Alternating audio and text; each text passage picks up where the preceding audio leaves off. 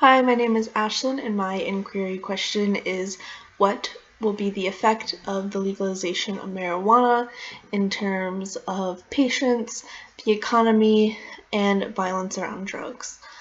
The specific group identity that I plan to investigate is medical marijuana users, because that is what the inquiry question is mainly focusing on, is the use of marijuana medically. And this question is personally significant to me because I know a lot of people in my life who have chronic illnesses and psychological illnesses that feel that marijuana is the only thing that has helped them. For instance, I have a friend who has Crohn's, and she feels that she can't eat unless she's smoked, because otherwise she just gets incredibly bad stomach pains if she hasn't smoked, so she can't really eat. And it's academically significant to me because I have always been interested in the science of drugs, just in general, and also I've always been interested in why exactly the Western world, especially in medicine, kind of have created this stigma and taboo around drugs, where in other countries it's a very, drugs are a very integral part of medicine and their culture to the core. So that's always been super interesting to me, so that's why it's academically significant to me. So the first stakeholder that I would talk about, obviously, is medical marijuana users, because this directly affects them. What's at stake for them is being able to use the medicine that they feel helps them the most legally without going to jail for it. The second stakeholder would be the government themselves, because they're the ones that are going to be making this into a law, and what's at stake for them is people abusing the law, people not following the law, people disagreeing with them, and things like that. And the third and final stakeholder would be the general public, because this does affect them in terms of the violence and economy aspect.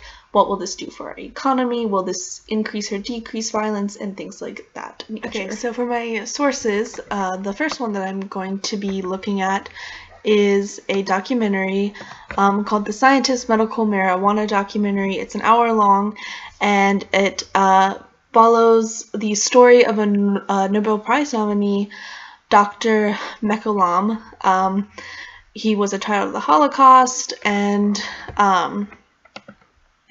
basically through his immigration to Israel, he became a chief investigator into chemistry and biology, and with that, he began studying marijuana. So that's the first source that I'm going to be looking at.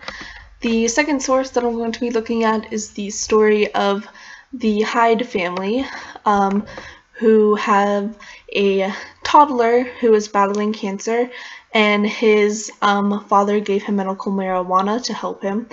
And they use marijuana as an appetite booster and for other purposes, despite doctor orders and family members' opinions and stuff like that. And it helped put life back into their son and helped him feel better and kept him from getting long-term organ damage, basically to prevent him from starving to death. The third source I'm going to be looking at is a book by Mitch Earlwine, and it is called Understanding Marijuana, A New Look at the Scientific Evidence, and the title pretty much speaks for itself. It is a book looking at the scientific evidence behind marijuana use. And the final source I'm going to be looking at is a story posted or done by Elite Daily, and it is the story of how a 14-year-old helped legalize medical marijuana in New York. So those are my four sources, and I chose a lot of videos because I think when looking at things in terms of like medicine, especially marijuana, it really helps to get a first look at the drug actually working. So that's why I picked a lot of videos. And my initial research plan is to get through all these sources, watch all the videos, watch the documentary, read the book, and just and other sources that I eventually will be looking for are statistics and stuff like that from other countries that have legalized marijuana, looking into medical journals and looking at the specific illnesses and psychological disorders that marijuana helps to treat, and just getting a better general idea of the science behind marijuana, and then also looking into how it affects people's daily lives.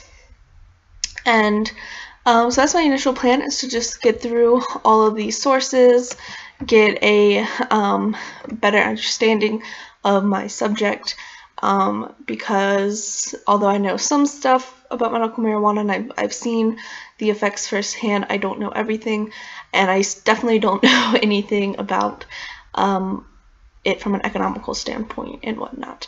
So that's my research plan, and those are all my sources and stakeholders and my question and all that. So thanks. Bye.